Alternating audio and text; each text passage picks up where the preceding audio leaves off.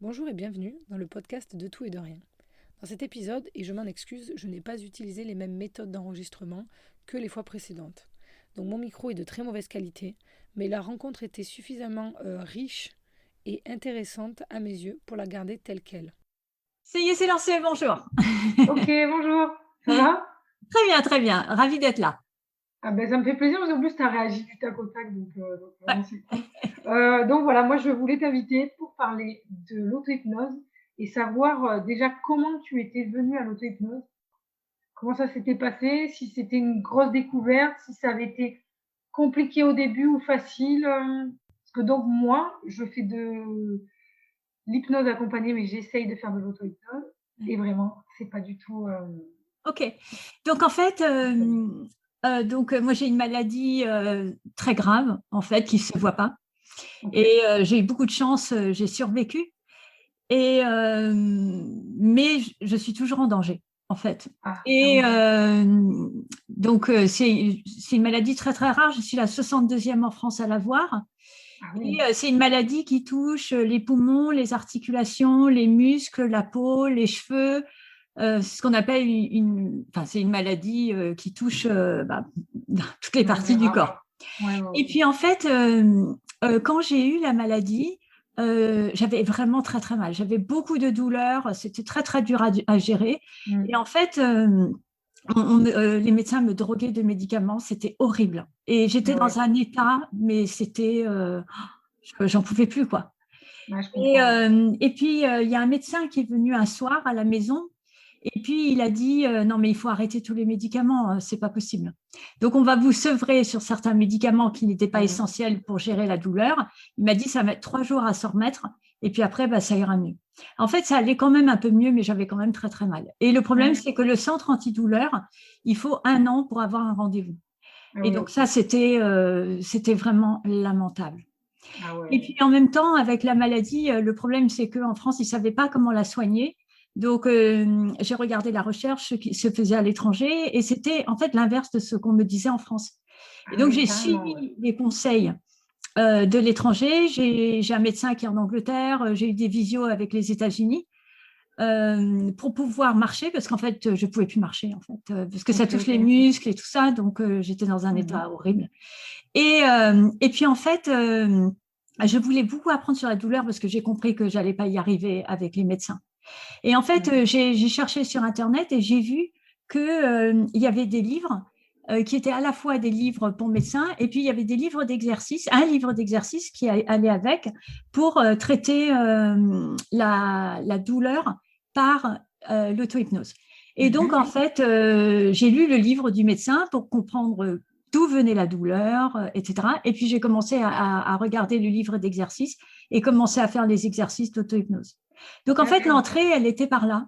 Mais Mmh. le livre d'exercice était un peu décevant parce que c'était un peu la méthode Coué. C'est-à-dire, vous allez Ouais. avoir au moins mal. Mais c'était quand même bien fait, hein. Je ne vais pas Oui, c'est critiquer. un peu du matraquage de phrases, ouais. Ouais. Mmh, C'était je bien vois. fait, hein. C'est pas pour critiquer. Franchement, j'étais à un état, tout était mieux que rien. Ouais, c'est ça. Et en fait, après, j'ai vu un site d'une personne qui s'appelle Élise Lelarge.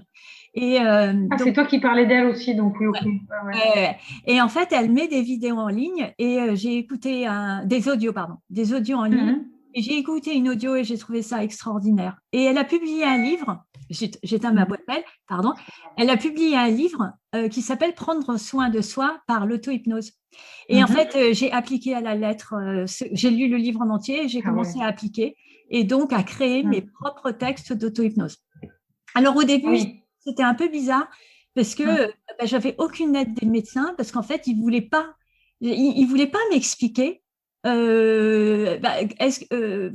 comment on se mettait en auto-hypnose, est-ce que les sensations que je ressentais, c'était de l'auto-hypnose ou pas. En fait, tout ce qu'il y a sur le site, Mmh. hein, tout ce qu'il y a sur le site, les questions qu'on se pose habituellement. Et en fait, mon médecin généraliste, elle ne voulait pas répondre à mes questions.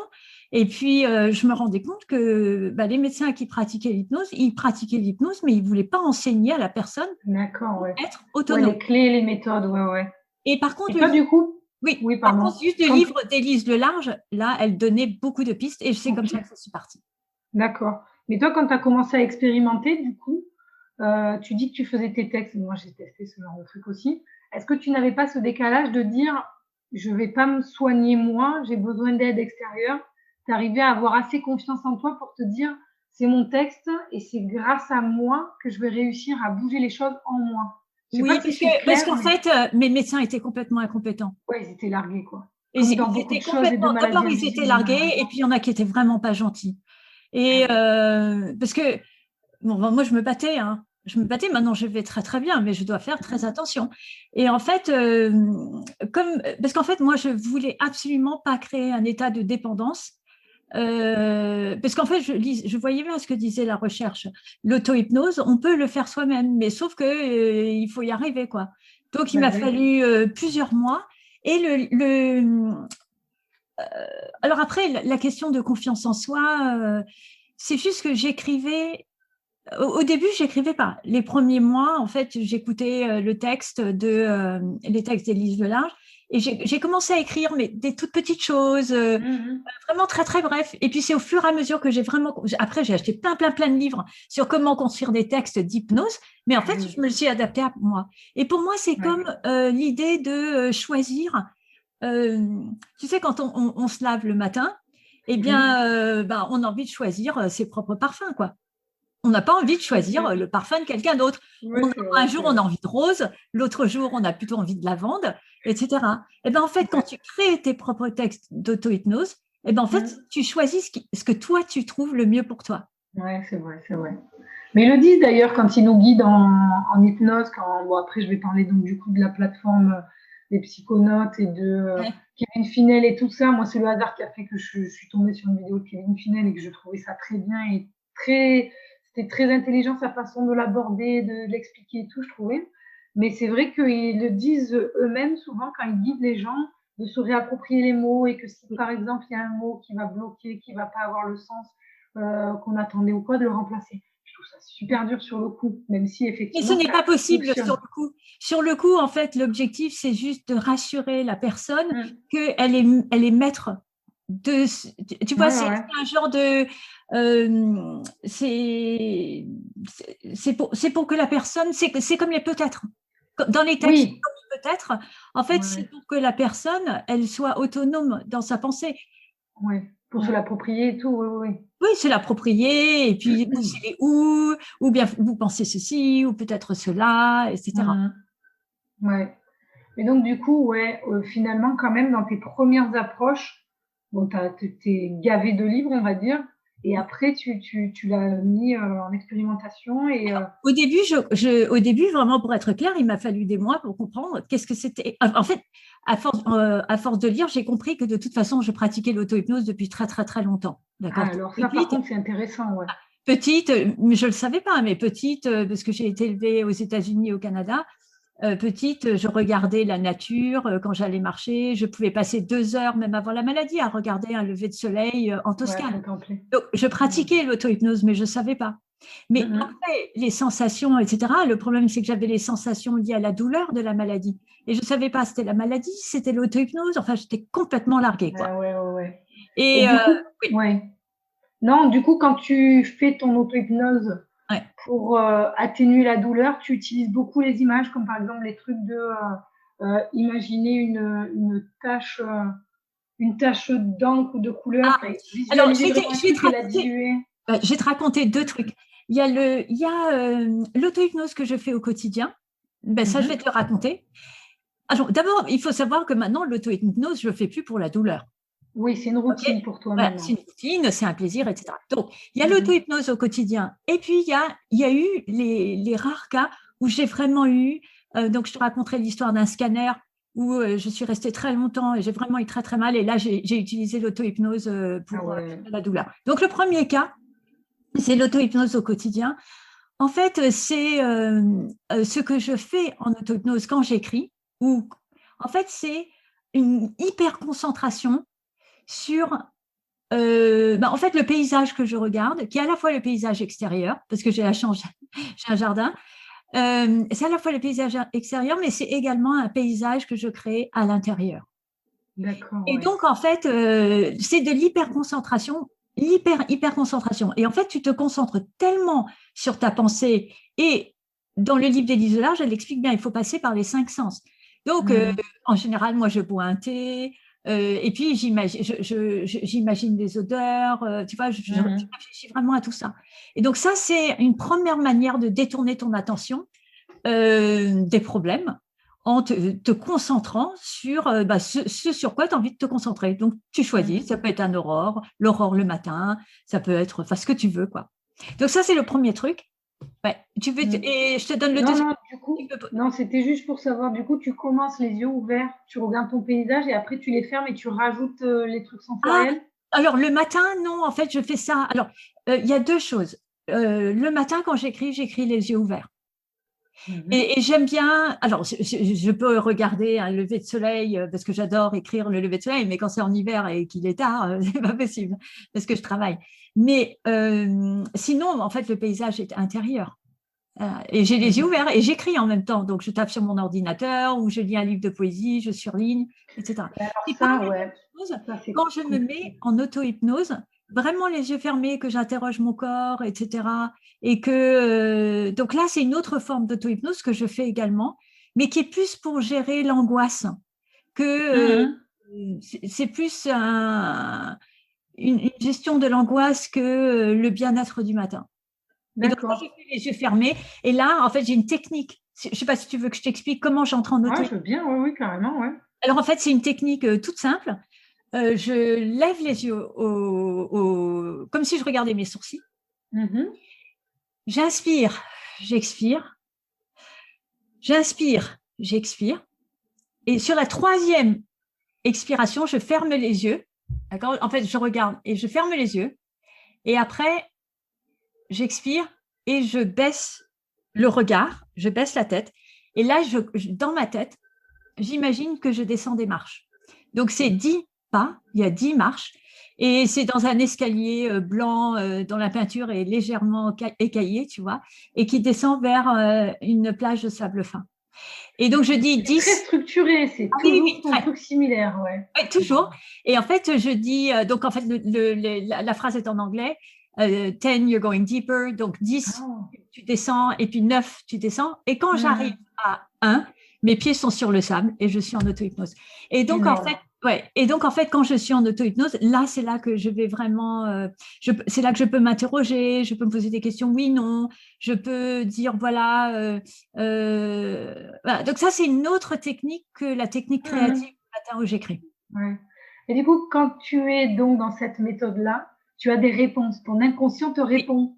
Oui. Je n'y arrive pas. Alors, c'était toi qui m'avais conseillé pour le corbeau ? Non. C'était pas toi. Non. Dommage, je me rappelais pas. Mais en fait, quand tu le fais, donc essaye la technique où tu lèves les yeux et tu respires et puis sur la 3e, tu baisses les yeux. Et puis ça, je le fais. Physiquement. Mais après, en fait, quand moi je me mets en auto-hypnose, en fait, je pose les mains sur mon ventre ou sur mes genoux ou quelque chose. Et en fait, la première question que je me pose, c'est est-ce que tu es une fille ? D'accord ? Non, je ne pose pas la question. Tu poses une question évidente pour avoir une réponse. Voilà, et je dis tu es une fille. Est-ce que tu es une fille ? Si tu es une fille, dans ma tête, je me dis je veux un petit signe à droite. Et en fait, ça peut être, c'est pas nécessairement la main qui se lève. Ça peut être une petite sensation dans la main droite. Et puis après, je pose la question, ok, est-ce que tu es un garçon ? Si, et après, j'attends, mais je me concentre vraiment. Je suis un garçon, je suis un garçon, je suis un garçon. Et puis là, je ressens une petite sensation dans la main gauche. Et puis après, et après, je me lance. Et donc, tu n'as jamais eu de confusion à tes questions ? Sur un truc évident, il n'y a jamais eu un signe qui était ambigu ? Non. L'inconscient, il va toujours à l'évidence. Non, mais par contre, mon inconscient m'a joué des tours. C'est-à-dire que je me suis posé la question. Je me suis posé la question, est-ce que je devrais faire ceci ou est-ce que je devrais faire cela ? Et en fait, j'ai mal fait. J'aurais pas dû. Et ça m'a pas posé la question, il fallait laisser faire. Je sais pas. Parce que alors moi, c'est ça. Moi, j'en parle beaucoup donc, sur le groupe, les psychonautes et tout. Moi, dans mes expérimentations, il m'arrive quasiment jamais de vraies réponses. Mais vraiment quasiment jamais, à part des images furtives ou des trucs qui n'ont pas de sens. Je me dis, mais qu'est-ce qu'il veut me dire ? Qu'est-ce qui se passe ? Et au final, même en essayant des trucs évidents, il n'y a pas si longtemps, mais ça, je l'avais fait accompagner alors qu'il y a des trucs que je fais toute seule. il y avait à un moment donné le truc de dire alors là, la main se lève, machin, ça marche sur une bonne partie. Puis dès qu'on va dans le vif du sujet où il y a vraiment une question hyper importante, j'attends vraiment une réponse. Alors là, il y a où ça ne veut plus réagir, là où ça devrait réagir. Mais peut-être que tu forces trop, peut-être qu'il faut juste se dire, voilà, écoute, donc moi, je parle à mon inconscient comme si je parlais à moi-même, comme à une petite fille ou comme à moi-même. Et donc, je dis, tu peux peut-être te poser la question, écoute, moi, je veux vraiment ce qu'il y a de meilleur pour toi. Essaye de répondre si tu peux. Et si tu peux pas, c'est pas grave, je vais essayer une autre question. Voilà. Peut-être que la question c'est pas la bonne question pour toi aussi. Alors après, je te raconte l'autre épisode sous le scanner. Vas-y, Et puis après, on reviendra si tu veux, mais c'est juste, j'ai peur. Donc, l'autre épisode, en fait, j'avais un scanner. Et en fait, à cause de ma maladie, donc j'ai mal. Enfin, dans certaines positions, c'est dur de rester 40 minutes. Ah. Et en fait, j'étais dans le scanner et j'avais déjà fait plusieurs scanners et ça durait pas très longtemps. Et là, il y a eu un problème dans le scanner. Et en fait, je suis restée, mais vraiment très, très, très longtemps. J'ai dû rester une demi-heure, 40 minutes dans le scanner. Ah ouais. Donc, en fait, j'étais dans une position très inconfortable et j'avais très mal. J'avais vraiment très, très mal à l'épaule droite. Et j'avais pas le droit de bouger. Donc, c'était horrible. Et je me suis dit, bon, allez, tu pars sur ton île, etc. Donc, j'ai essayé la technique, partir sur son île, mon safe space, mon espace sécure, etc. Et en fait, ça marchait pas. Puis, je me suis dit, allez, tu as lu plein de livres sur la douleur, tu as lu tout Erickson, etc. C'est vraiment le moment de l'appliquer. Et donc, en fait, ce que j'ai fait, je me suis rappelé que Erickson, il disait qu'on a l'impression que la douleur, elle est partout. Et donc, en fait, tu essayes de te dire, OK, est-ce que tu as mal à l'épaule gauche? Ben non.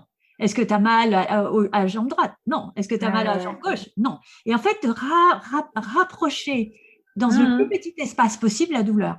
Et en fait, ça ne marchait pas vraiment. Et donc, après, je me suis rappelé qu'il y avait une autre technique qui était de se concentrer très, très fort sur une autre partie du corps. Et donc, ce que j'ai fait, c'est que j'ai pensé très fort à mes orteils. Ah ouais. Et donc, en fait, je suis passée d'un orteil et j'ai pensé, voilà, est-ce que tu as mal à cet orteil? Non.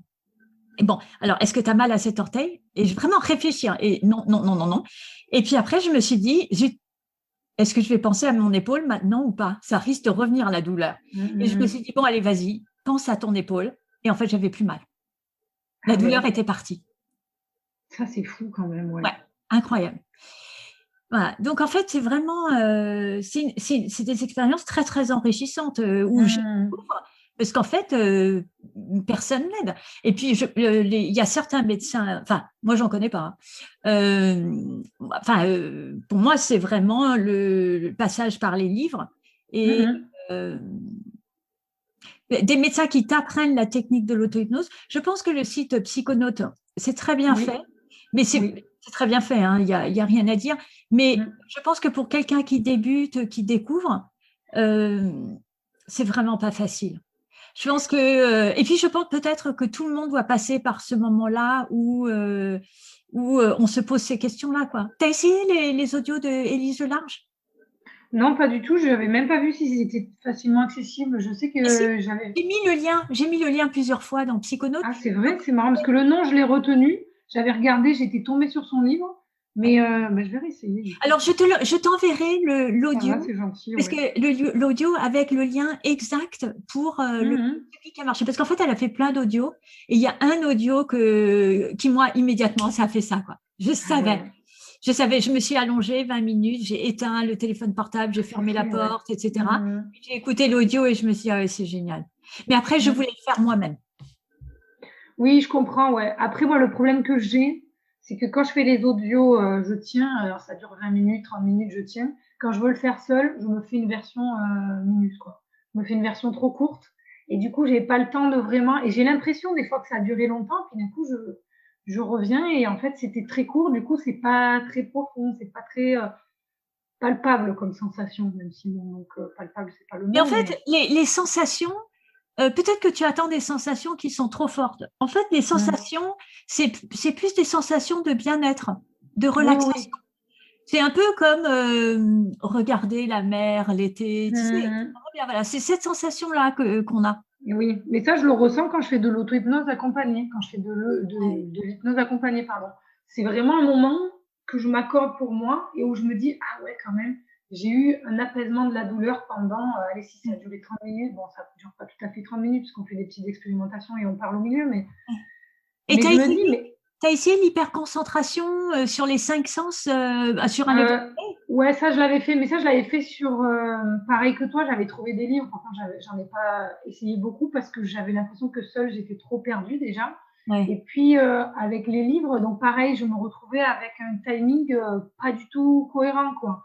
Je me dis, allez, je me focalise sur tel truc. Alors des fois c'était tel point, ou des fois j'imaginais une cible, enfin ça dépendait, il y avait plusieurs exercices à faire assez différents. Et je me disais, c'est marrant parce que je vois que je pars un peu dans une certaine rêverie et tout. Ça, c'est une capacité que j'ai toujours été dans la lune.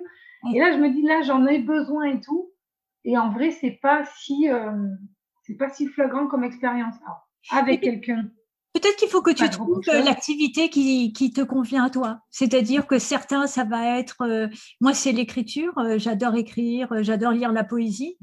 Mais peut-être que toi, ça va être dessiner. Ou alors là, je fais un stage. La musique et tout. Je fais un stage sur les bols tibétains. Donc ça oui, d'accord, oui. Je trouve ça génial. Peut-être que toi, ça peut être un truc aussi simple que faire des bols tibétains et quelque chose de créatif.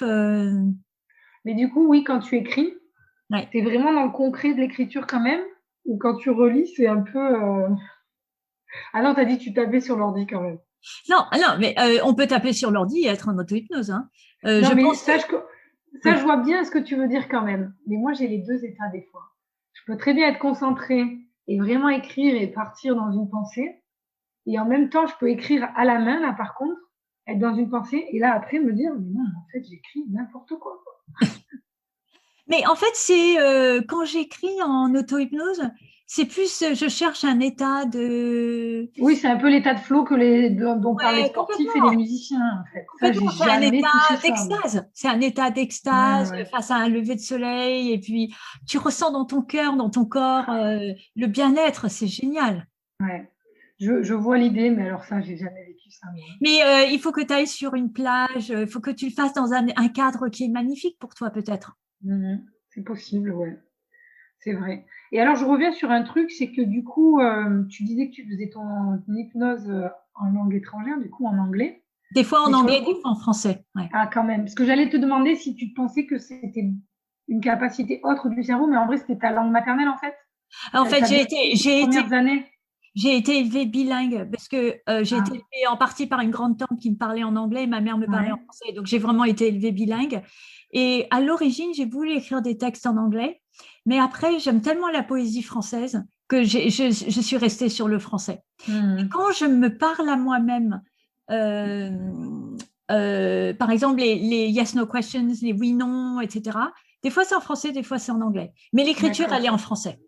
Non, mais je me posais la question parce qu'à un moment donné, quand je voyais que je galérais sur l'hypnose, moi, je parle un peu anglais, un peu espagnol, mais pas très bien.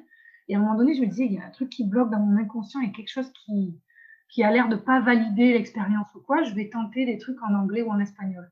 J'espérais que l'expérience soit plus forte. Bon, ça n'a pas été le cas, mais je me posais la question parce qu'il paraît que quand on parle une langue étrangère, on ne fait pas fonctionner les mêmes endroits du cerveau. Donc, dans la logique, c'est hyper intéressant en vrai. Mais sauf que bon, là, malheureusement, ça n'a pas eu grand succès pour moi, mais je retenterai des trucs comme ça. Mais il faut que enfin, si je peux me permettre, il faut que tu réfléchisses à qu'est-ce que toi tu trouves de beau. Moi, je trouve plein de choses belles, de toute façon. Mais eh ben, qu'est-ce qui te donne cette petite étoile, ce sentiment qui fait que… parce qu'en fait, quand tu trouves ça, après, ce qui est génial, c'est que tu le ramènes avec toi après. Alors, je vais te donner un exemple. Dans un texte d'auto-hypnose en septembre, j'avais mis le mot joie. Et en français, hein. Et en fait, c'était… Donc, j'ai fait des webinaires pour mes professeurs, etc.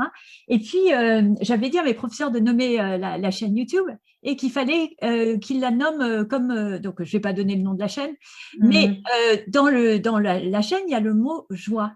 Et puis, j'étais fatiguée, j'avais beaucoup de travail. J'ai dit, je m'étais dit en septembre, non, mais je le ferai plus tard ou je ne le ferai pas, ce n'est pas grave. Mais en tout cas, toujours est-il qu'un jour, j'écris le matin et je mets le mot joie dedans. Et puis, dans la journée, en fait, je me dis, bon, allez, tu fais ta chaîne YouTube, tu la lances, je la lance, je fais 3-4 vidéos, je me mets dessus. il y a le mot joie dans la chaîne YouTube et c'est seulement le soir à 9h30, parce qu'à 9h30, je coupe et tout, je refais de l'auto-hypnose, je lis tranquillement, etc. C'est seulement le soir que je me suis rendu compte que j'avais mis le mot joie le matin dans mon texte et l'après-midi, j'avais créé la chaîne qui avait le mot joie. Ah ouais. Le même jour. Ouais. Ouais. Et tu as une pièce pour faire ça tranquillement, toi? Pas tout à fait, ça dépend, non. Alors moi, j'ai fait une grosse erreur et que je sais que Kevin Finel en parle souvent dans les vidéos, parce qu'il fait quand même pas mal de vidéos sur Instagram d'initiation ou de découverte, quoi. Donc il reprend les bases, il explique et il fait un truc assez court. Et il disait il avait fait la même erreur. Il disait qu'il avait commencé une hypnose le soir pour calmer ses insomnies. Et moi, je faisais pareil. Moi, je faisais ça en me disant, c'est le seul moment dans la journée où je vais pas culpabiliser, je vais pas perdre du temps dans ma journée. Je me dis, je me pose et je fais un truc pour moi et puis je me détends. Sauf qu'effectivement, selon les audios que j'écoutais, déjà, ça m'endormait un peu, pas toujours d'ailleurs, mais voilà. Mais c'est vrai que du coup, selon les voix et tout, ça a tendance un peu à me mettre dans un état second, mais après, parfois, je m'endors. Ouais, Du coup, là, alors que moi, Oui, en fait, l'auto-hypnose est plus efficace, d'après ce qu'il dit la recherche, si on la fait l'heure au lever du matin, juste après le réveil, ou l'heure avant de s'endormir. Donc, en fait, l'heure avant de m'endormir, moi, c'est plutôt, donc je vais écrire, mais je vais aussi, je tiens un journal de gratitude, tu vois, des choses comme ça. Je fais des choses pour moi aussi, je vais lire tranquillement. Des fois, ça m'arrive d'écouter de l'audio, mais je suis plus. Bah, maintenant, ça fait quand même plusieurs années que je le fais. Donc, mais je sais pas, je crois c'est vraiment l'audio d'Élise Delarge qui a été le déclencheur et le livre. Et le livre. Après, c'est vraiment une confiance, comprendre avec le temps que finalement, ce qu'on ressent, c'est normal. Mais au début, j'avais peur. J'avais peur, je croyais que c'était la maladie qui revenait quand je sentais des petits picotements. Et puis, j'en voulais à mes médecins parce qu'ils ne voulaient pas me dire c'est normal. Parce que les médecins, eux, ils pratiquent l'hypnose et l'auto-hypnose. Mais en fait, ils ne veulent pas donner des pistes. Et donc, en fait, j'en voulais parce que je me disais, mais pourquoi on ne me répond pas à mes questions? C'est pas normal. Je pense qu'il commence à y avoir des kinés, des ostéos et des infirmiers plutôt qui se forment à ça. Dans les hôpitaux, les trucs comme ça, je commence à avoir des retours de gens qui se forment un peu à l'hypnose. Mais c'est vrai qu'après, c'est pas évident de le faire tout seul quand même. Mais c'est pas. Moi, là où je te dis que c'est dommage, c'est qu'en fait, ils n'aident pas la personne à le faire elle-même. Parce que l'objectif de tout ça, c'est d'être autonome et de plus dépendre de quelqu'un. Parce que sinon, d'abord, on est obligé de payer. Donc, c'est cher. C'est très cher, très cher. C'est cher. Et puis, non seulement ça, mine de rien, moi, des fois, je fais de l'auto-hypnose parce que je me sens submergée, parce que j'ai beaucoup de travail. Et puis, des fois, il y a des conflits avec le travail, comme ça arrive, pas des gros trucs. Et en fait, je me dis, bon, allez, tu vas t'allonger 5 minutes et puis ça va aller mieux. Et en fait, il faut que chacun apprenne à le faire sur soi-même si on en a besoin. Pourquoi aller payer quelqu'un et vous prendre rendez-vous? Il faut attendre, c'est ridicule.